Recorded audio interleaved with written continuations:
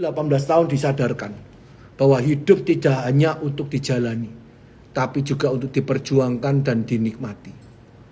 Saudaraku, saya tanya sekarang. Bu, saya kasih ibu simple aja. Perumpamaan simple. Bu, mau nggak belajar berenang? Mau.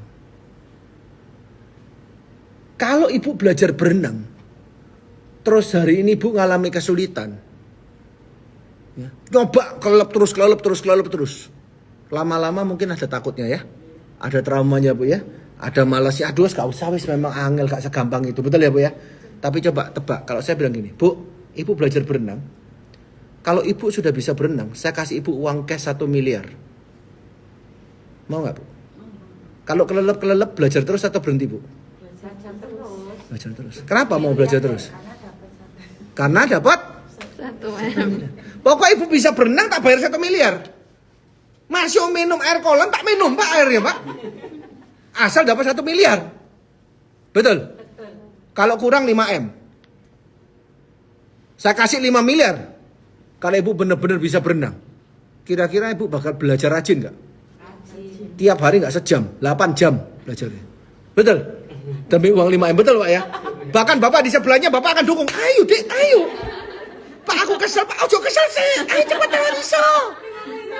Awakmu pasti iso Dek. Mumpung ono hadiah iki 5 miliar teko Pak Hendra. Betul Pak? Akan saling dukung mendukung, betul? Wis tak temeni awakmu, aku ya melok mlebu wis, ayo belajar bareng wis. Gitu. Betul? Betul. Berarti dalam kehidupan ini, kalau Anda mau bisa mencapai segala sesuatu, Anda harus temukan apa 5 miliar Anda tadi. Apakah 5 miliar itu adalah orang tua Anda? Ataukah 5 miliar itu adalah anak Anda? Anak saya sangat berharga Pak. Untuk dia, saya mau berjuang keras. Untuk dia, saya benar tidak akan pernah menyerah. Gak akan ada capeknya. Temukan sesuatu yang berharga. Maka Anda akan memperjuangkan itu tanpa rasa capek. Apa 5 miliar Anda? Temukan itu. Itu namanya impian. Kalau Anda punya impian yang penting, impian yang hidup, maka Anda akan menjalani keseharian itu dengan semangat. Menjalani keseharian itu dengan optimisme. Nggak cuma dijalani, tapi berani buat melangkah. Jelas nggak sampai sini saudaraku? Kedua, keniatan ibu sudah ada. Keniatan ibu sudah bulat karena 5 miliar itu. Apa yang ibu perlukan? Belum capai nih. Ini tantangannya baru hari ini. Apa yang perlu ibu siapkan? Supaya bisa berenang. Peralatan renang. Niat kan sudah tahu 5 miliar tadi toh. Niatnya ada nggak? Ada. Terus setelah niat apa Bu? Cari guru. Betul ya Bu ya? Cari guru kan mempercepat. Apalagi? Cari kolam. Itu alat. Baju renang itu perlengkapannya. Apalagi? Pelampung itu perlengkapannya. Betul? Apalagi?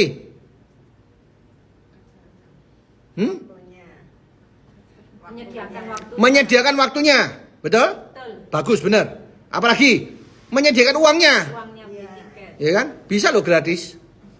Kalau mau belajar di sungai mana atau nunut renang. Surabaya nggak bisa ya renang ya di sungai ya. Kan zaman dulu kalau video itu kan anak-anak kan di sungai itu. Sekarang nggak bisa ya. Nanti begitu di sungainya di Surabaya bukan hilang Bu, ya. Ada yang kintir-kintir kuning-kuning gitu. Ya. Uangnya, tenaganya, waktunya, betul? Tapi itu mau semuanya mau? Kenapa? Karena ada 5 M ya. Betul.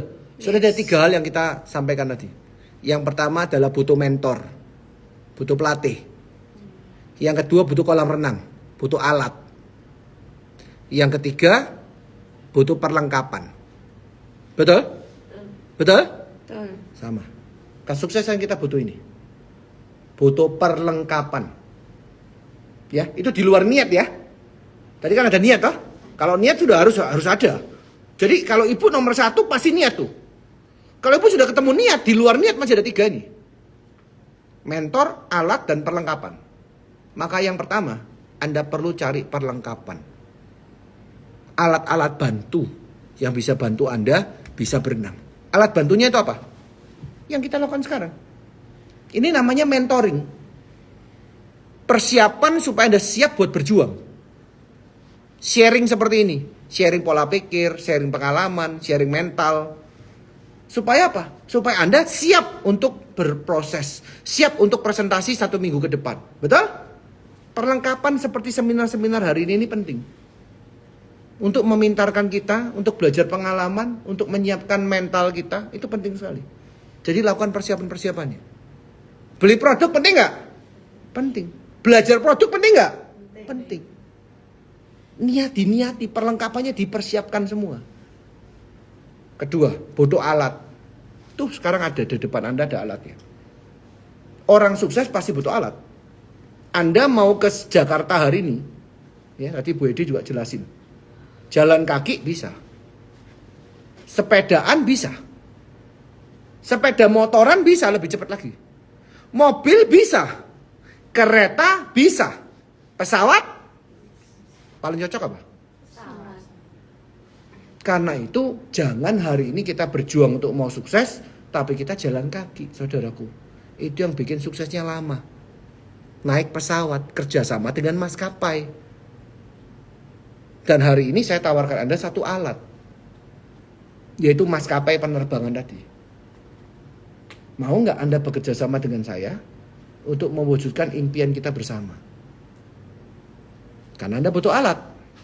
Yang ketiga, Anda butuh mentor. Sekolah bisnis riset telah menyediakan Anda mentornya.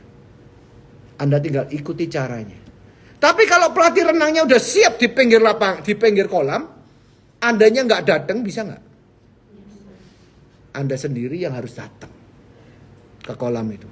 Anda sendiri yang harus belajar berenang. Anda sendiri yang harus masuk ke kolam. Nggak bisa Anda di pinggir kolam bilang, oke, Pak Mentor, Pak Pelatih renang. Turun ke kolam, kamu yang berenang, nanti saya yang bisa berenang. Kan nggak mungkin. Sama dengan Bapak misalkan, kepengen tangannya gede, tapi saya yang disuruh ngangkati barbel. Saya ngangkat, tiba-tiba tangan Bapak yang gede, masuk akal nggak Pak? Nggak mungkin. Kalau Bapak yang ngangkat, ya tangan Bapak yang besar. Nggak mungkin tangan saya yang besar. Jadi orang harus menjalani prosesnya. Itu saudaraku. Terjawab Bu? Jadi apa yang Ibu harus lakukan? Jangan baper. Biasa saja. Lakukan lebih banyak. Karena penolakan itu biasa. Anda juga sering nolak. Itu hukum karma. Gitu ya. Makanya kalau nolak orang, jangan sadis-sadis. Betul? Supaya nanti Anda kalau ditolak orang juga nggak sadis. Jadi kalau ada orang nawarin, Mbak, baju Mbak, ya, oh enggak Mbak, makasih. Supaya apa? Nanti karmanya Anda nawari orang juga orang jawab, iya Mbak, makasih. Jangan nanti Anda ditawari orang, apa enggak? Baju apa kecelek, enggak mau dilempar ya. Nanti Anda juga digitukan ya, hukum tabur tua itu hukum karma ya. Yang mulai sekarang kalau nolak yang karena orang punya perasaan. Tapi sama, kalau kita nolak orang, ada orang yang berpendidikan, ada orang tidak. Ada orang yang punya hati, ada yang tidak. Ada orang yang diajari sopan santun, ada yang tidak. Betul? So karena itu kalau misalkan Anda hari ini ditolaknya tapi secara tidak manusiawi, diingatkan. Karena kita ini sesama saudara. Tapi saya rasa zaman sekarang tidak ada lah yang seperti itu. Kalau zaman saya dulu ada. Saya diusir dari rumahnya orang. Saya pernah loh, serius Bu. Saya datang waktu itu masih naik sepeda motor, nawarin, terus mamanya nawarin anaknya, mamanya keluar pakai daster marah-marah. Enggak usah nawari anakku, gitu dia. Keluar dari rumah. Oh iya, Bu. Minta maaf. Oh iya, anakku ini sudah kuliah benar-benar. Wes gak usah kamu tawar-tawarin. Ya Bu. Saya pamit ya Bu. Sampai anaknya itu sungkan sekali.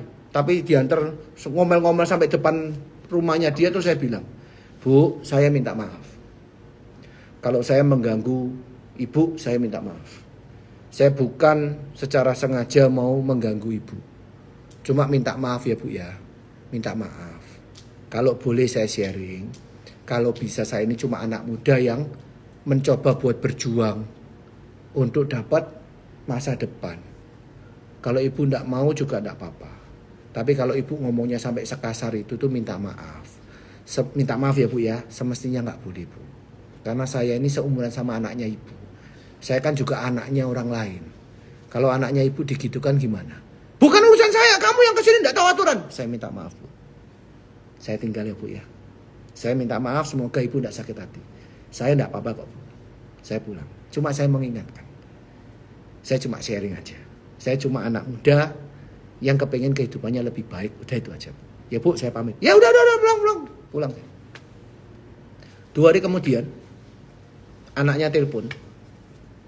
Itu bukan. Anaknya telepon dan beli semua barang saya. Yang saya sebutkan di sana dibeli semua sama dia. Mama saya mau beli. Mamanya merasa bersalah. Dan saya antar barangnya ke sana, mamanya minta maaf. Ai minta maaf ya. Kemarin terlalu emosional seharian kecapean. Oh iya, Ai enggak apa-apa. Ai perlu tak telepon mama? Enggak perlu, Ai. Ini prosesnya Hendra. Enggak apa-apa. Cuma kemarin minta maaf juga kalau Hendra mengganggu. Saya enggak marah, Bu. Tapi harus diingatkan enggak? Harus. Karena perbuatan mereka enggak benar. Tapi zaman sekarang saya percaya enggak ada yang seperti itulah. Oh ada, masih ada ya. Kalau ada itu karena satu aja. Mungkin karena kayak saya dulu, Bu. Masih naik motor. Kalau udah naik mobil orang enggak berani kok, Bu, ngomong gitu. Loh, betul nggak? Masih banyak yang naik motor, Pak. Masih banyak yang naik motor, betul. Tapi kalau ibu naik mobil, orang itu nggak akan ngomongin gitu ke ibu. Iya, beda. Beda pasti. Ibu nggak punya, kalau punya duit banyak, omongan seperti itu nggak akan ibu dengarkan lagi. Saya nggak pernah ada orang bilang kayak gitu lagi ke saya. Sejak saya naik mobil. Paham ya maksud saya? Kadang orang tuh menilai kita itu dari harta kita memang. Dari penampilan kita. Dianggap nggak punya terus ditindas. Itu banyak seperti. Tapi ingat, waktu saya juga pernah ngalamin itu waktu saya tidak punya. Jadi apa yang kita sampaikan yang benar. Jadi minta maaf kalau misalnya Anda ditolak dan dikasari. Saya minta maaf. Saya anggap Anda ini kan saudara saya. Kalau Anda digitukan tuh saya juga ikut sedih. Jadi saya ajarin Anda caranya. Kalau Anda dibilang, wah awakmu gini gak mungkin, awakmu bisa kasar dan sebagainya. Bu, saya minta maaf. Sepurane, kalau orang Surabaya bilang. Orang Jawa bilang, sepurane ibu, kalau saya ini ganggu ibu. Tapi minta maaf, Bu. Nggak boleh, Bu, ngomongin sekasar itu. Ibu nggak beli, nggak apa-apa kok. Saya tak pamit aja. Jangan mau dihina orang.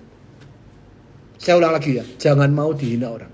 Tapi kita jangan membalas hinaan mereka dengan emosi. Nggak baik. Kita kasih contoh yang baik. Bu, minta maaf sepurane. Saya salah, saya tak pamit. Ibu nggak beli, nggak apa-apa kok. Dijawab dulu, ibu nggak beli, nggak apa-apa kok. Saya tak pamit ya. Saya daripada ganggu ibu. Tapi sepurane ibu, kalau boleh saya ngomong, ibu ngomong gitu itu saya sakit hati loh. Nggak boleh dan nggak baik nyakiti hatinya orang. Udah Bu, sepurane saya tak pamit. Udah gitu aja. Saya tak pamit ibu. Minta maaf saya mengganggu waktunya ibu. Itu caranya. Kalau ada teman kita misalkan diajak sukses terus dia bilangnya apa? Ra mungkin Mbak Yu. Nggak mungkin bisa sukses. Salah nggak? Salah nggak dia? Diingetin. Sorry ya Mbak Yu. Ra oleh ngomong ngono iku. Man jada wa jada. Wah. Barang siapa bersungguh-sungguh dia pasti bisa. Diingatkan. Sorry ya Bu, bagi Tuhan gak ada yang mustahil. Gak boleh kita ngomong gitu, dosa loh. Kayak kita ini gak percaya Tuhan. Diingatkan saudara kita. Kalau kita kumpul sama teman-teman kita terus ngerasani orang yang lain, salah gak itu? Diingatkan. Sorry, gak boleh ngomongin orang. Jadi belajar jadi pribadi yang benar. Karena kan mau jadi orang benar. Mau jadi orang sukses, harus berani untuk berkata yang benar. Orang sukses butuh satu namanya prinsip. Ibu tahu, kemarin saya ada kesempatan ke Singapura. Waktu di imigrasi, itu antriannya karena malam minggu. Penuh Bu imigrasi itu, serius. Waktu itu saya dari Johor, saya ke Singapura. Dari Johor Premium Outlet, saya ke Singapura. Di imigrasi Malaysia itu, mau masuk ke Singapura. Penuh Bu, ruangan tuh penuh, lebih besar dari ini. Kurang lebih 12 kali lipat, lebih 15 kali lipatnya ruangan ini. Bisa bayangin ya? Besar sekali tuh, ribuan orang bisa. Saya tuh antri. Di depan saya ini ada satu anak muda juga. Habis antri itu, dia panggil, sini, lebih pendek. Antriannya sini lebih pendek. Saya diserobot satu orang, istrinya dia. Ya sudah, saya diem aja. Ya kan? Karena suami istri kan. Setelah suami istri itu berdua di depan saya itu peluk-pelukan Bu. Saya sendirian, ya udah nggak apa-apa. Nasib ya, ketap-ketip itu. Depannya dia pelukan 2 orang tuh, ya kan? Saya diem aja. Tapi dia tuh saya tahu ada rombongan. Karena dia ngomong sama mamanya, mertuanya, mama atau mertua saya nggak tahu, dia manggilnya mah, gitu ya. Itu di belakang, antrian juga gitu. Rombongan akeh bu, saya tahu karena dia ngobrol banyak orang itu di belakang itu. Terus habis mau sampai antriannya habis, dia panggil adiknya lagi. Pakai bahasa bukan Chinese juga ya, mungkin Hokkien atau apa saya juga nggak tahu ya. Dia panggil gitu ya, adiknya datang lagi. Nggak bener nggak itu? Kan adiknya kan? Terus saya kasih tahu, sorry ya, kalau tadi sudah diserobot satu orang istrinya, saya nggak apa-apa. Tapi ini kan adiknya. Kalau bisa jangan. Antri dulu ya. Karena saya tahu dia rombongan tuh. Kalau dipindah semua kan lama bu. Betul nggak? Dan saya juga ngerti kalau bukan masalah lamanya. Saya juga nggak buru-buru. Cuma masalah prinsip tuh nggak boleh. Gitu. Akhirnya karena saya di hati saya merasa nggak nyaman, saya ngomong. Tapi dengan cara yang sopan. Sorry ya, lagian ngajarin ke adik yang nggak baik. Kan ngajarin tidak sesuai urutan, tidak baik. Dia kan masih kecil, masih SMP. Kelihatan nggak SMP gitu loh, kan masih kecil saya bilang gitu. Kalau bisa jangan. Yang laki marah bu. Saya juga gini. Ya, saya akhirnya cuma senyum aja. Saya ngomong sama istrinya gini, karena istrinya yang lebih dingin. Sorry ya, ini tidak benar. This is not right. Ya, saya bilang kamu tidak ngajari adikmu hal yang benar. Saya bilang baik-baik karena suaminya sudah ngomong, saya nggak mau tahu. Akhirnya istrinya bilang, udah gini aja. Nanti setelah adik saya, kamu. Dia bilang gitu. Oh ya oke. Ya, Cengli, maksudnya masuk akal kan? Masuk aturan lah. Ya. Terus akhirnya dia bilang, sudah usah wis. Nanti kamu dulu, kamu di depan kita aja. Nanti saya setelah kamu. Oke. Tapi suaminya marah-marah bu. Sampai akhirnya di depan itu dia dahuluin adiknya dulu. Nah, setelah dahuluin adiknya dulu, terus istrinya bilang, udah kamu di depan. Ya karena saya dipersilakan ke depan, ya saya ke depan. Marah-marah, dia ambil kayak kertas gitu, dia lempar ke saya. Sambil marah-marah. Nggak lama, petugasnya datang. Saya nggak marah. Petugasnya datang. Habis petugasnya datang, dia tanya, kenapa nih kok rame-rame? Terus saya ceritakan. Habis saya ceritakan, si suaminya dimarahin. Kalau kamu masih nggak terima, kamu ikut saya ke pos. Diem aja gini dia. Istrinya membela saya. Istrinya ceritakan kondisinya yang benar. Ya memang kita serobot, dia bilang gitu. Nah, ini yang saya maksud. Beranilah untuk jadi orang benar. Sekalipun itu kadang mungkin tidak mengenakan, tapi kebenaran itu benar. Berusaha untuk ngomong, bukan cari masalah, tapi berusaha untuk ngomong. Kalau nggak bisa diomong ya sudah. Orang dia cuma 3 orang. Yang penting kalau sudah tegur, saya tegur kan nggak mungkin 10 orang pindah. Pasti dia yang terakhir kan, ya sudah. Gitu. Tapi berusahalah untuk mengatakan apa yang benar. Saya sering tuh bu, kadang di antrian pesawat gitu bu ya, ada yang nyerombol, serut gitu. Saya datangin orangnya. Karena ada satu ketika ya orang Indonesia bu, saya waktu di Thailand. Tiba-tiba orang Indonesia tuh masuk tengah-tengah. Tahu di depan saya boleh ngomong apa bu? Indonesian people. Gitu bu. Dan saya dengar kan gak enak. Loh saya juga orang Indonesia, saya punya nasionalisme. Saya datangi orangnya bu. Saya bilang, sorry ya bu, antri bu di belakang. Oh saya buru-buru, ibu kemana? Ke Surabaya. Sama, saya juga. Ke belakang ya bu. Ada bule itu ngomongin di belakang bu, orang Indonesia. Saya nggak dengar bu, ibu nggak dengar, saya dengar. Pindah bu, saya nggak mau. Marah-marah tapi dia sambil pindah. Terus saya balikin ke bulenya dan saya kasih tahu, tidak semua orang Indonesia kayak gitu. Jadi saya langsung memberikan pelajaran ke 2 orang. Saya percaya seumur hidupnya ibunya pasti belajar itu. Lain kali mungkin dia nggak akan berani untuk nyerobot lagi. Tapi itu pelajaran yang baik nggak? Berani untuk berkata yang benar. Dan kalau ada orang yang hari ini menghina Anda, berani berkata yang benar. Jangan mau dihina. Karena menghina orang dan dihina itu salah. Ibu ciptaan Tuhan nggak? Kalau ibu ciptaan Tuhan, kalau orang ada yang mengolok ciptaannya, penciptanya marah nggak? Contoh nih, ibu masak soto ayam. Terus saya makan di rumahnya ibu, terus saya habis makan, saya bilang, gak enak banget sih soto ayam ibu. Marah nggak bu? Terus kayak mangan, ngomel, isan, entek ngomong gak enak. Kuyan ya. Tapi contoh loh ini bu ya. Ibu marah mungkin. Kenapa? Karena ibu yang bikin. Tapi kalau saya makan di warung atau di tempat gerobak soto ayam, makan sama ibu, terus bilang soto ini gak enak ya bu, ibu gak mungkin tersinggung. Karena yang bikin bukan ibu. Kalau ibu dihina orang, ibu gak usah marah. Karena yang harusnya marah adalah penciptanya ibu, yaitu Tuhan. Lah kalau Tuhan marah, panjang gak ceritanya buat dia?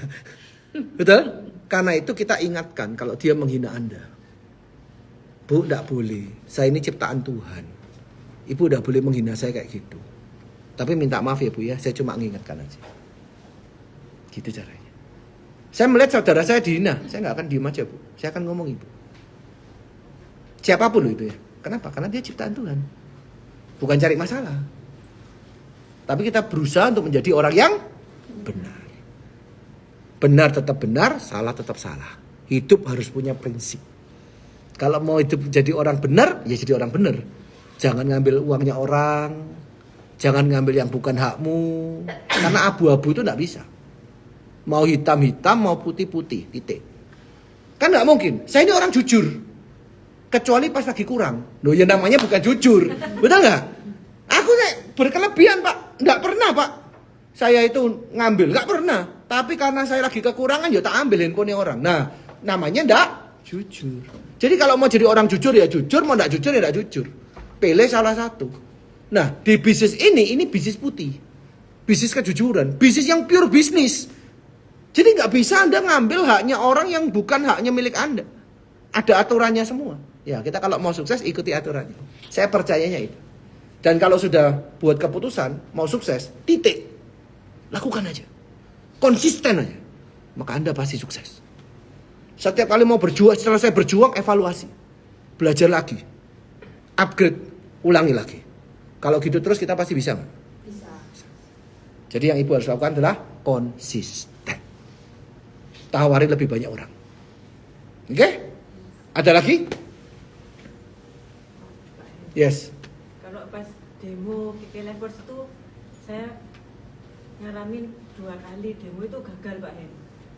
Itu saya salahnya di mana ya Pak Hen? Jadi waktu demo yang titik nol itu pakai sama enggak pakai itu orangnya ngerasa sama aja nih. Gitu.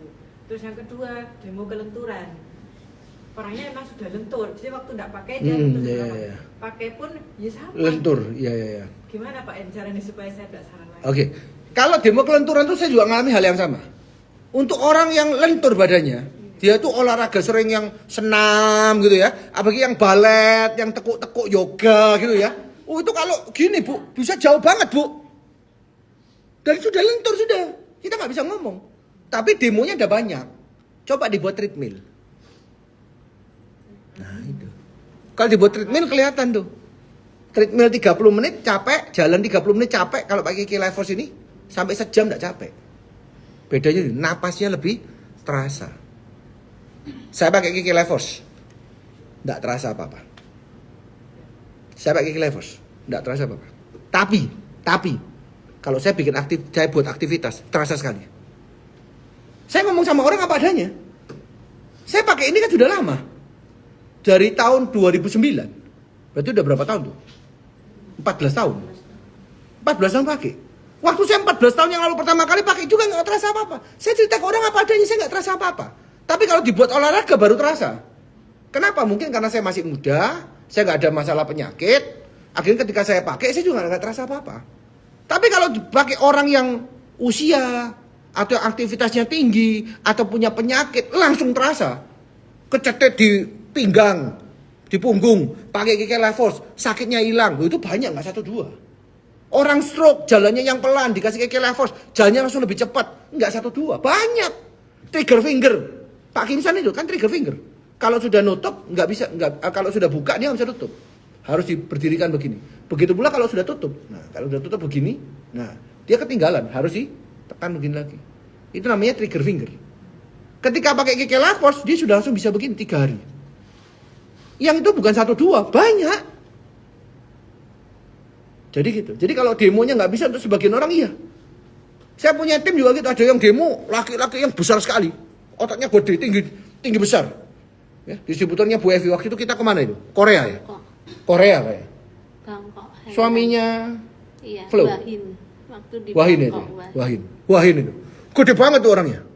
Banyak yang berusaha untuk demo itu. Bu Wejing. Kan kecil begitu. Dia kayak Daud sama Goliat itu. Ya, ditekan ya dia goyang, ketawa-ketawa dia pikirnya apa? Anak kecil yang demo.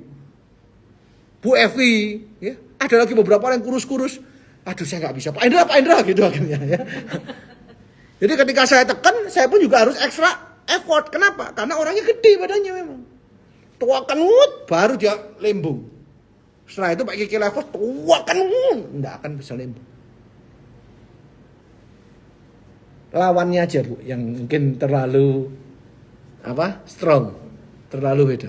Nggak cuma cowok loh. Siapa jumpai cewek loh, kuat loh. Jari-jarinya tuh kuat loh. Begitu begini dibuka aja setengah mati. Cewek padahal. Ternyata dia aktivitasnya sering olahragawan memang. Ya, kayak Bu Nina ini coba dibuka tangannya tuh. Oh, atas ini. Kenapa? Kempo. Ada kempo ini. Ya kan? Cek gini, kuat dia.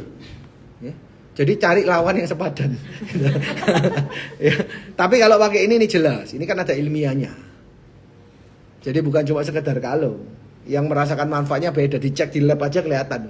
Aliran darahnya jadi lebih lancar kalau pakai ini. Nah, jadi gitu. Ya. Jadi mungkin pada saat itu mungkin lawannya yang terlalu kuat, ya kan? Atau kalau yang gini tuh yang dia sudah terlanjur yang lemas, Kak tuh nggak bisa Bu, cari orang yang lain, istrinya misalkan. Nah istrinya atau suaminya, biasa kalau cowok kan fitness bukan yoga. Nah siapa tahu semakin yang gede-gede itu Bu, semakin kaku itu. Jadi kalau saya demo yang besar-besar biasanya kalau nggak usah ditarik Bu, samping ini kelenturan, itu kaku sekali biasanya nggak bisa jauh, karena ototnya kaku tuh besar tuh. Tapi kalau kaki level bisa lebih jauh dia nanti. Kalau pakai kaki level, gitu caranya. Ya, gitu. Oke, ada lagi? Ya. Pak, biasanya kalau nawari ke temen yang dikenal itu kan orangnya itu nggak tahu sungkan apa gimana gitu ya Pak. Jadi ya wes nggak apa-apa, mari setelah datang demo itu kayak ya wes intinya itu kayak banyak macam alasan gitu. Terus kadang ada yang join, tapi setelah join itu ketika kita follow up dengan promo dan sebagainya, pengeluaranku ini seakeh seputar gitu dulu Pak. Terus jadinya bingung, ini joinnya sungkan apa gimana gitu. Pertama, nggak usah terlalu berpikir, terlalu berimajinasi. Karena kan belum tentu imajinasi kita itu benar, itu namanya asumsi. Jadi yang penting yang Anda lakukan itu apa? Yang penting saya menjual sebuah barang yang bagus dan bermanfaat buat dia. Itu yang paling penting. Jadi apakah dia memerlukan produk itu dan apakah dia hari ini membutuhkan produk itu untuk keluarganya? Kalau iya, jual. Dan Anda nggak pernah tahu ketika Anda jual itu ternyata dia punya sakit kolesterol yang sembuh gara-gara produk itu. Banyak kan yang satu kayak gitu. Saya beli pertama kali sungkan tak pakai kok bagus. Akhirnya apa? Keterusan. Beli lagi, dan beli lagi. Tapi Pak saya tawari juga enggak ada. Enggak mau beli lagi. Ya ditanya. Daripada Anda berasumsi ditanya. Loh, apa enggak beli lagi? Kan barangnya api. Oh iya Len, lagi enggak ada duit. Oh lagi enggak ada duit. Mau duit enggak? Gitu caranya. Saya enggak ada duit. Berilah orang lapar itu makan. Berilah orang haus itu. Orang sakitnya kolesterol. Kepengen sembuh dari kolesterol. Terus Anda jual kecantikan. Gak nyambung, Jack. Betul gak? Jadi kalau orang itu sakit kolesterol, yang Anda tawarkan adalah produk untuk kolesterol. Untuk minyak-minyak. Kalau orang itu suka kecantikan, Anda tawarkan kecantikan. Kalau orang itu sukanya kesehatan, Anda tawarkan kesehatan. Gitu caranya. Kalau orang itu butuh duit, Anda tawarkan apa? Bisnis. Nah, mau nggak dapat duit? Caranya gimana? Saya ada program nih. Jual 36 paket dapat 30 juta. Mau nggak? Gitu caranya. 36 aja, Bu. Dapat 30 juta. Segar nggak, Bu? Banyak nggak, Bu, 30 juta itu? Mau nggak, Bu? Yuk.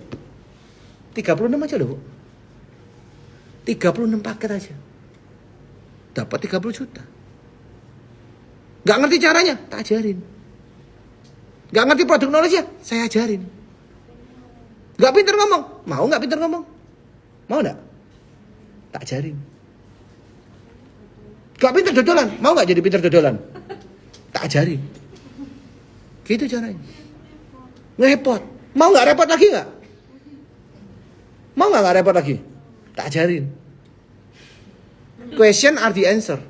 Pertanyaan adalah jawabannya. Nggak punya teman, betul? Mau nggak punya banyak teman? Tak ajarin. Jaina. Nggak punya uang. Jawabannya apa? Mau nggak punya uang? Jaina. Sampai kapan nggak punya uang? Saya pernah mentoring satu orang, presentasi satu orang. Satu orang itu bilang nggak punya uang. Terus saya tanya, nggak punyanya yang mana? Yang 2 juta atau yang 100 ribu? Yang 100 ribu aja nggak punya. Anda tahu saya jawab apa? 100 ribu nggak punya, nggak punya. Justru 100 ribu aja nggak punya, Anda harus join bisnis ini. Bayangin, 100 ribu aja nggak punya. Loh, kalau 100 ribu aja nggak punya, berarti harus join bisnis ini nggak? Kasian loh. Loh, ingat loh, Anda itu bukan ngambil uangnya orang. Anda itu membantu orang punya penghasilan. Ngerti nggak maksud saya? Justru dia nggak punya uangnya, kita mesti suruh dia join supaya dia bisa dapat banyak uang. Bisa bayangin nggak seorang ibu-ibu 100 ribu aja nggak ada. Terus anaknya mau dikasih makan apa, saudaraku? Anak-anak sakit ya apa? Justru itu ibu harus join. Saya pribadi punya visi, bukan cari uang, tapi membantu lebih banyak orang untuk punya kehidupan yang lebih sehat, sukses dan bahagia. Misi saya adalah bantu orang, bukan ambil uangnya orang. Bahkan kalau orang itu uangnya banyak pun, tapi kalau dia nggak sevisi, saya juga nggak mau kerja sama dengan dia. Saya kerja dengan orang milih loh, Bu. Nggak semua orang saya kerja sama loh. Saya kerja sama dengan orang milih. Siapa yang saya fokusin, siapa yang saya kumpul, saya pilih. Nah, seorang yang negatif nggak mau kumpul saya. Kenapa? Karena nggak cocok. Positif sama negatif pasti nggak cocok. Orang positif kan cocok sama positif, negatif kan cocok sama negatif. Kalau kita mau positif, kita harus kumpul sama orang-orang yang positif. Dan saya nggak mau circle saya orang-orang yang negatif. Saya milih, Anda juga harus milih. Kalau distributor nggak milih, teman kan nggak milih kan. Tapi kalau sahabat kan Anda milih. Semua orang boleh jadi teman, tapi nggak boleh jadi sahabat. Sahabat itu yang 3-5 orang, mungkin 10 orang, tapi yang kumpulnya tiap hari kan harus milih, karena dia akan mempengaruhi pemikiran Anda. Jadi Anda harus milih. Tapi kalau teman saya terbuka semua. Teman saya mulai dari anak yang rajin sampai anak yang nakal, orang kaya, orang nggak kaya. Sampai paman becak, tukang parkir bawah aja saya sapa terus loh ibu-ibu. Bapak yang jaga tukang parkir tuh saya datangin, Pak gimana Pak kabarnya? Saya nggak milih kalau jadi temen, tapi saya nggak mau kumpul. Kenapa? Mindsetnya udah beda, prioritasnya sudah berbeda. Tapi saya jadikan temen. Saya hargai beliau karena beliau lebih tua dari saya. Beliau yang menjaga lingkungan di sini. Dan kan kasihan, dia sudah tua tapi rumah nggak ada, jadi tidur di sini. Jadi saya jadikan temen.